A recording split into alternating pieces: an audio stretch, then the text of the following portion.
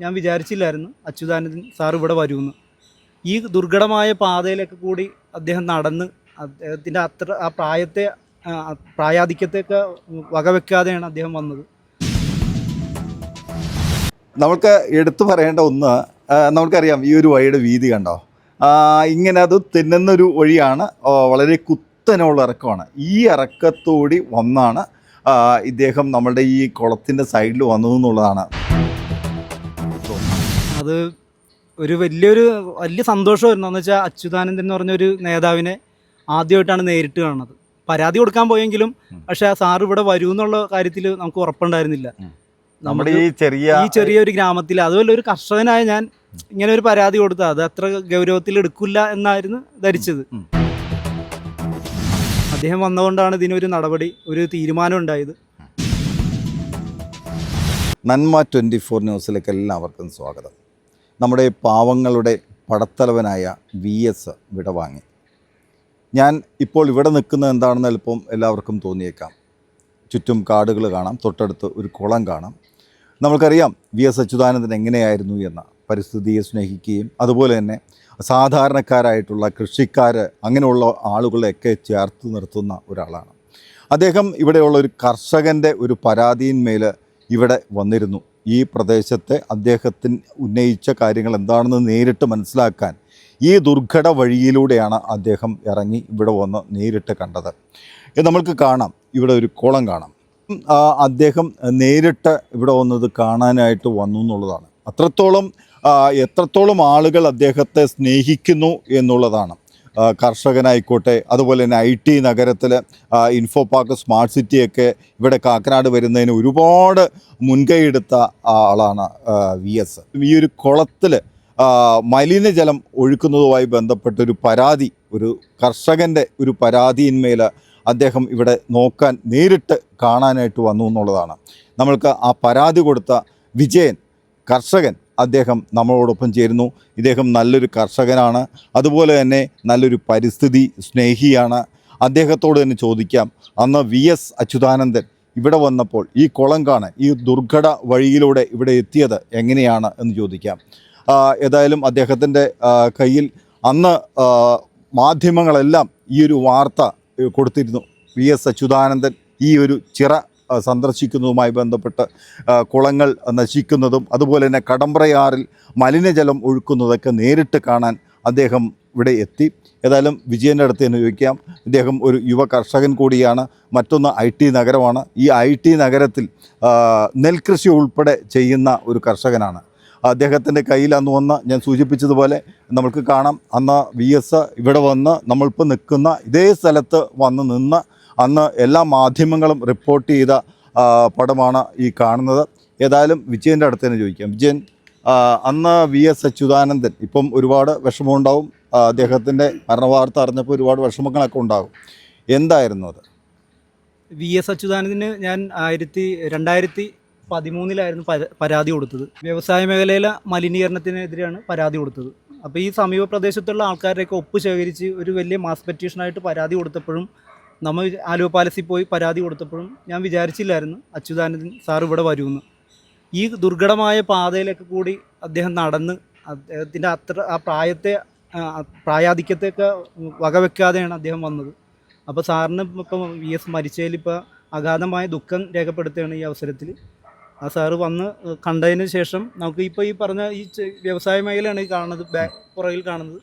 അതിൽ നിന്നുള്ള ട്രീറ്റ്മെൻറ്റ് പ്ലാന്റൊക്കെ പ്രോപ്പറായിട്ട് പ്രവർത്തിപ്പിച്ച് പിന്നെ ശുദ്ധജലം ആക്കിയാണ് പിന്നീട് വിട്ടു തുടങ്ങിയത്. അദ്ദേഹം അതിന്മേൽ ഒരു ഉത്തരവ്, അത് പൊല്യൂഷൻ കൺട്രോൾ ബോർഡിന് അതുമായി ബന്ധപ്പെട്ട നിർദ്ദേശങ്ങൾ കൊടുത്തായിരുന്നു. അവർ കൃത്യമായിട്ട് ഇത് നോക്കണം, ഇത് പരിപാലിക്കണം, ഇതുപോലെയുള്ള മലിനജലം പുറം തള്ളാൻ പാടില്ല എന്നുള്ള നിർദ്ദേശങ്ങളൊക്കെ കൊടുത്തിരുന്നല്ലോ. അതിന്റെ പകർപ്പും കിട്ടിയതല്ലേ? കിട്ടിയിരുന്നില്ലേ? ഏതായാലും അദ്ദേഹം ഇവിടെ വന്നു. എനിക്ക് തോന്നുന്നു ഒരു നവംബർ മാസമാണ് ഇവിടെ. നവംബർ മാസം 2013 നവംബർ 1 ഇവിടെ വന്നത്. ഒരു 8-ാം തീയതി അല്ലേ? 8-ാം തീയതിയാണ് നമുക്ക് ഓർഡർ കിട്ടിയത്. അപ്പം അദ്ദേഹം ഇവിടെ 1-ാം തീയതി ഇവിടെ എത്തുന്നു. 8-ാം തീയതി തന്നെ ഇതുമായി ബന്ധപ്പെട്ട ഉത്തരവ് ഇറക്കി എന്നുള്ളതാണ്. അത്രത്തോളം ജനങ്ങൾക്ക് അതെങ്കിൽ പരിസ്ഥിതിക്ക് ദോഷം വരുന്ന പ്രശ്നങ്ങളിലൊക്കെ അടിയന്തരമായി ഇടപെടുന്നു എന്നുള്ളതാണ്. അദ്ദേഹം കണ്ട് സംസാരിച്ചപ്പോൾ എന്ത് തോന്നുന്നു? അദ്ദേഹത്തിൻ്റെ അടുത്ത് നേരിട്ട് സംസാരിച്ചല്ലോ. നേരിട്ട് സംസാരിച്ചു. എന്താ തോന്നി? അത് ഒരു വലിയ സന്തോഷമായിരുന്നു. എന്ന് വെച്ചാൽ അച്യുതാനന്ദൻ എന്ന് പറഞ്ഞൊരു നേതാവിനെ ആദ്യമായിട്ടാണ് നേരിട്ട് കാണുന്നത്. പരാതി കൊടുക്കാൻ പോയെങ്കിലും പക്ഷെ ആ സാറ് ഇവിടെ വരൂ എന്നുള്ള കാര്യത്തിൽ നമുക്ക് ഉറപ്പുണ്ടായിരുന്നില്ല. നമ്മുടെ ഈ ചെറിയൊരു ഗ്രാമത്തിൽ, അതുപോലെ ഒരു കർഷകനായ ഞാൻ ഇങ്ങനെ ഒരു പരാതി കൊടുത്താൽ അത് അത്ര ഗൗരവത്തിൽ എടുക്കില്ല എന്നായിരുന്നു ധരിച്ചത്. പക്ഷെ സാറ് ഇവിടെ വന്നത്, സാറ് ഒരുപാട് ആൾക്കാർ, സാറിൻ്റെ പാർട്ടി അല്ലാതെ ഇതര പാർട്ടിക്കാരായ ഒരുപാട് ആൾക്കാർ ഇവിടെ വന്നായിരുന്നു. നല്ല ജനസമുദ്രമായിരുന്നു. അപ്പോൾ അതൊക്കെ കണ്ടപ്പോൾ ഒരു വലിയ സന്തോഷം തോന്നി. അതാണ് VSൻ്റെ പ്രത്യേകത. അദ്ദേഹം ഒരു രാഷ്ട്രീയ പാർട്ടിയെ പ്രതിനിധീകരിക്കുന്നുണ്ടെങ്കിലും നിഷ്പക്ഷമായി എന്ത് കാര്യം തുറന്നു പറയുന്ന ഒരാളാണ് VS. അതാണ് അതിൻ്റെ പ്രത്യേകത. അദ്ദേഹം നമ്മുടെ സമൂഹത്തിനോ അല്ലെങ്കിൽ തെറ്റായിട്ടുള്ള ഒരു പ്രവണത കണ്ടാൽ അത് രാഷ്ട്രീയം നോക്കാതെ തന്നെ അദ്ദേഹം തുറന്നു പറയുകയും അതിനുവേണ്ട ഇടപെടലുകൾ നടത്തുന്ന ഒരാൾ കൂടിയാണ്, അല്ലേ? ഇതാണ് വ്യവസായ മേഖല. ഇവിടുത്തെ 100ഓളം കമ്പനികളിൽ നിന്നുള്ള രാസമാലിന്യങ്ങളാണ് നമ്മുടെ ഈ തോട്ടിൽ കൂടെ ഒഴുക്കിയിട്ട് നമ്മുടെ ഈ പറഞ്ഞ പരിപ്പച്ചിറ കുളം ഉൾപ്പെടെയുള്ളത് മലിനമാക്കിയിരുന്നു.